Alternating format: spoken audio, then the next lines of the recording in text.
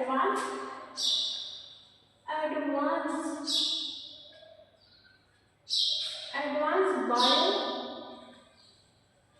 Biopharmaceutics and pharmacokinetics. जैसा कि हम लोग क्या पढ़ रहे हैं, एडवांस बायोफार्मास्यूटिक्स एंड फार्माकोकाइनेटिक्स। आप सभी को पता है ये कौन सा सब्जेक्ट है, ये हमारा एम फार्मा सेकेंड सेमेस्टर का है। ठीक है, एम फार्मा सेकेंड सेमेस्टर का ये सब्जेक्ट है। इसमें हम लोग एडवांस बायोफार्मास्यूटिक्स पढ़ रहे हैं, जो कि हमारी पहली यूनिट चल रही है, जिसमें से कौन से टॉपिक पे हम लोग ज्यादा से बात कर रहे हैं कि drug absorption from the gastrointestinal tract, यही चल रहा है। जिसमें से इंट्रोडक्शन पढ़ा दिया है, मैकेनिज्म ऑफ एक्शन पढ़ा दिया है। अब गैस्ट्रोइंटेस्टाइनल ट्रैक्ट क्या होती है, ठीक है, पहले हमको जानना है कि गैस्ट्रोइंटेस्टाइनल ट्रैक्ट क्या होती है। तो उसके लिए हमने गैस्ट्रोइंटेस्टाइनल ट्रैक्ट में कौन कौन से ऑर्गन आते हैं, उसका क्या रोल होता है, पीएच क्या होना चाहिए, कौन सी दवा कहाँ पे एब्जॉर्ब होती है, तो ये आज इस वीडियो में समझेंगे। इसके अलावा आज के इस वीडियो में हम स्मॉल इंटेस्टाइन से शुरू करेंगे, लेकिन इसके बाद हमारा माउथ होगा, इसोफेगस होगा, स्टमक होगा। ये हमने अच्छे से अपने प्रीवियस वीडियो में कंप्लीट कर दिया है। आप लोग वहां से उसको सीधप करके तब देखिएगा, क्योंकि हम डायरेक्टली आज की इस वीडियो में स्मॉल इंटेस्टाइन से पढ़ाएंगे। इस वीडियो को देखने के लिए आपको हमारा जो लेक्चर 3 का है वो खोज के आप देख लीजिएगा। अगर उसका लिंक हमारा टेलीग्राम चैनल पर या फिर आपका व्हाट्सएप चैनल पर मिल जाएगा। आप आर्यन फार्मेसी करके ओपन करके आप डाउनलोड कर सकते हैं। ठीक है, वो मेरा चैनल का नाम है। तो स्मॉल इंटेस्टाइन जो होती है, इसको डिवाइडेड किया है 3 पार्ट में। कितने पार्ट में डिवाइडेड किया गया है? 3 पार्ट में, ड्यूडेनम, जूजेनम, इलियम। स्मॉल इंटेस्टाइन में आप लोगों को पता है जितने भी मेजर जो भोजन का जो एब्जॉर्प्शन होता है वो पूरी तरह से हमारा कंप्लीट हो जाता है, भोजन का पूरी तरह से डाइजेशन कंप्लीट हो जाता है। स्मॉल इंटेस्टाइन में एब्जॉर्प्शन जो रहता है वो एब्जॉर्प्शन कंप्लीट होता है। हमारे लार्ज इंटेस्टाइन में कुछ न्यूट्रिशंस होते हैं और कुछ वाटर होते हैं जो हमारे डायरेक्टली एब्जॉर्ब हो जाते हैं थ्रू द लार्ज इंटेस्टाइन। लेकिन एक भोजन में से न्यूट्रिशंस जैसे प्रोटीन, कार्बोहाइड्रेट, वसा वगैरह का पूरी तरह से डाइजेशन हमारे स्मॉल इंटेस्टाइन में ही कंप्लीट हो जाता है। तो स्मॉल इंटेस्टाइन के 3 पार्ट होते हैं, ड्यूडेनम होते हैं, जूजेनम होते हैं, इलियम होते हैं। इसका pH 50.7 से होता है, मतलब कि ये थोड़ा सा बेसिक नेचर का होता है। ठीक है, सरफेस एरिया की बात करें, बेसिक नेचर का इसलिए होता है क्योंकि यहाँ से हमारे जो लीवर होते हैं, लीवर से सिक्रीट होता है पित्त ग्रंथ से पित्त सिक्रीट होता है, वो हमारे भोजन को बेसिक बनाने में मदद करता है। ठीक है, इसकी बात समझ में आई कि नहीं?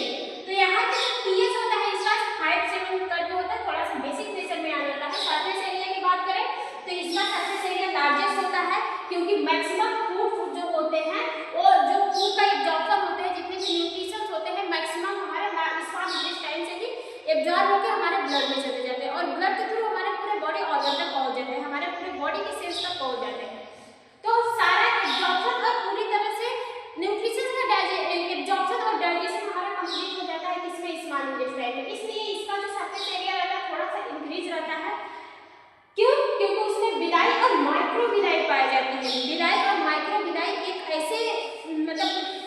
ऐसे चीज होती है जो हमारे लार्ज इंटेस्टाइन्स के जो वॉल होती है उसमें प्रेजेंस होती है। ये एब्जॉर्प्शन में सबसे ज्यादा इंपॉर्टेंस रोल निभाती है। मतलब कि एब्जॉर्प्शन अगर किसी के थ्रू होता है तो विलायक और माइक्रोविलायक के थ्रू होता है। ठीक है, रिच ब्लड सप्लाई, और ये जो माइक्रोविलायक ये ब्लड सप्लाई में मतलब कि दवा को एब्जॉर्ब करके या फिर न्यूट्रिशंस को एब्जॉर्ब करके तुरंत ट्रांसफर कर देती है कहाँ? ब्लड में। तो वही हमारी जो दवा न्यूट्रिशंस कुछ भी लगे वहाँ चली जाती है, ब्लड में चली जाती है। फंक्शन की बात करें तो मेजर डाइजेशन पूरी तरह से डाइजेशन हमारा स्मॉल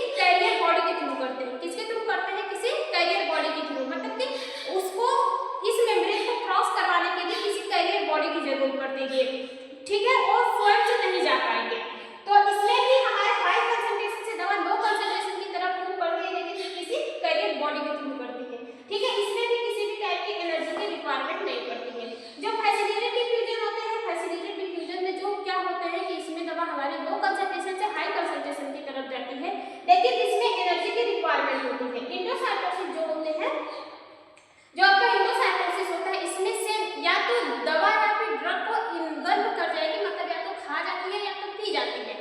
जो सेल मेम्ब्रेन होती है वो दवा को या तो खा जाएगी या तो पी जाएगी, या तो फेगोसाइटोसिस कर जाएगी या तो इंडोसाइटोसिस कर जाएगी। तो इस चार प्रोसेस को फॉलो करके ये दवा हमारे ब्लड वेसल्स में जाती है, किसको क्रॉस करके, सेल मेम्ब्रेन या फिर हमारे स्मॉल इंटेस्टाइन की मेम्ब्रेन को क्रॉस करके हमारे ब्लड वेसल्स में जाती है। इतनी बात क्लियर हुई? ठीक है। फिर इसके बाद हमारा कौन सा आता है, लार्ज इंटेस्टाइन। लार्ज इंटेस्टाइन को कोलन के नाम से जाना जाता है, जिसका पीएच कितना होता है, 5 से 7 होता है। फंक्शन की बात करें तो वाटर एब्जॉर्प्शन होता है। लार्ज इंटेस्टाइन में क्या होता है, वाटर का एब्जॉर्प्शन होता है। इसमें भी 4 पार्ट होते हैं। एक ऐसे जो ऊपर की तरफ जाता है, इसको असेंडिंग कहते हैं, ठीक है, असेंडिंग लोब कहते हैं। जो ऐसे जाता है इसको ट्रांसफर लोब कहते हैं। जो नीचे मतलब असेंडिंग कॉलम, ट्रांसफर कॉलम, और ये जो नीचे की तरफ आता है इसको क्या बोलते हैं, डिसेंडिंग कॉलम। इतनी बात समझ में आई? असेंडिंग कॉलम, ट्रांसफर कॉलम और डिसेंडिंग कॉलम। और एक नीचे भी रहता है जिसको हम लोग सिग्मोइड कॉलम के नाम से जानते हैं, ठीक है, सिग्मोइड कॉलम के नाम से जानते हैं। ये सिग्मोइड कॉलम हमारे रेक्टम से थ्रू जुड़े होते हैं, और हमारा जो वेस्ट भोजन होता है वही रेक्टम में स्टोर होता है, एनस के थ्रू पास आउट हो जाता है, ठीक है। बात समझ में आई? तो वाटर का एब्जॉर्प्शन जो सबसे ज्यादा वाटर न्यूट्रिशन जो होते हैं, न्यूट्रिशन मतलब जो हमारे कैल्शियम, पोटेशियम, सोडियम, मैग्नीशियम जो हम लोग ओआरएक्स में जो मिलता है, वो तो हमारे फ्रूट में भी मिलता होगा, जो हम लोग ड्रिंक वगैरह लेते हैं उसमें भी तो प्रेजेंस होता है, ठीक है। तो ये सब क्या होते हैं, हमारे लार्ज इंटेस्टाइन के थ्रू क्या होते हैं, एब्जॉर्ब हो जाते हैं, ठीक है। Drug absorption. इसके अलावा यहाँ पे बैक्टीरियल फर्मेंटेशन होता है, विटामिन भी बनती हैं। विटामिन के का फॉर्मेशन कहाँ पे होता है, आपका लार्ज इंटेस्टाइन में होता है। और यहीं पे हमारी जो हार्मफुल बैक्टीरिया होती हैं उसका भी फर्मेंटेशन हमारे लार्ज इंटेस्टाइन पे होता है, ठीक है। Limited but useful. यहाँ पे एब्जॉर्प्शन हमारा क्या होता है, लिमिटेड होता है, लेकिन यहाँ पे बहुत सारे जो न्यूट्रिशंस होते हैं, जो विटामिन होते हैं, उसके लिए क्या होता है, यूजफुल होता है। मीन्स कि हमारे लार्ज इंटेस्टाइन में भी दवा का एब्जॉर्प्शन होता है। लेकिन जो जैसे हमारे सोडियम हो गए, पोटेशियम हो गए, क्लोराइड हो गए, पोटेशियम मतलब जो न्यूट्रिशंस हो गए, ठीक है, उसका एब्जॉर्प्शन इसमें होता है। इसके बाद drug unstable in the upper GIT, और जो दवा हमारे अपर जीआईटी ट्रैक्ट में अनस्टेबल रहते हैं, वहां से आसानी से एब्जॉर्ब नहीं हो पाते हैं, वो दवा हमारे लार्ज इंटेस्टाइन में आकर एब्जॉर्ब हो जाती है। हिस्टोलॉजी ऑफ द जीआईटी वाल।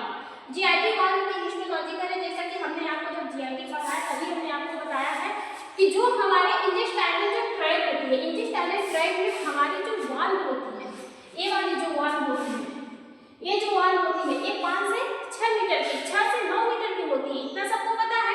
लेकिन ये जो वाल होती है, ये जो ट्यूब लाइक स्ट्रक्चर होती है, ये कितने लेयर से मिलकर बनी होती है, 4 लेयर से मिलकर बनी होती है। कितने लेयर से मिलकर बनी होती है, 4। सबसे ऊपर वाली लेयर हमारी कौन सी कहलाती है, म्यूकोसा। नहीं, सबसे ऊपर वाली लेयर क्या कहलाती है, सीरोसा कहलाती है, सीरोसा। ये जो सीरोसा होती है ना, ये क्या करती है, ये कांस्टेंट करवाने में मदद करती है, मतलब ये हमारे कॉन्स्ट्रिक्शन रिलैक्सेशन जो वाल होती है उसको कॉन्स्ट्रिक्शन और रिलैक्सेशन करवाने में मदद करती है, ठीक है। सबसे आउटर लेयर होती है। फिर इसके बाद अंदर की जो लेयर होती है उसको मस्कुलरिटी के नाम से जाना जाता है। किसके नाम से जाना जाता है, मस्कुलरिटी। ये हमारी पेरिस्टैटिक का फॉर्मेशन करवाती है, मतलब पेरिस्टैटिक को प्रोसेस करवाती है।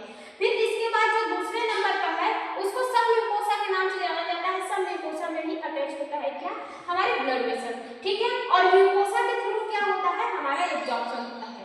म्यूकोसा के थ्रू क्या होता है, एब्जॉर्प्शन होता है, मतलब कि जितनी भी दवा होती है वो मोस्टली म्यूकोसा लेयर के थ्रू एब्जॉर्ब होती है। म्यूकोसा लेयर से एब्जॉर्ब होकर कहाँ पे जाएगी, सब म्यूकोसा में ही प्रेजेंस होती है ब्लड वेसल। दवा हमारी डायरेक्टली किसमें चली जाएगी, ब्लड वेसल्स में चली जाएगी। इतनी बात समझ में।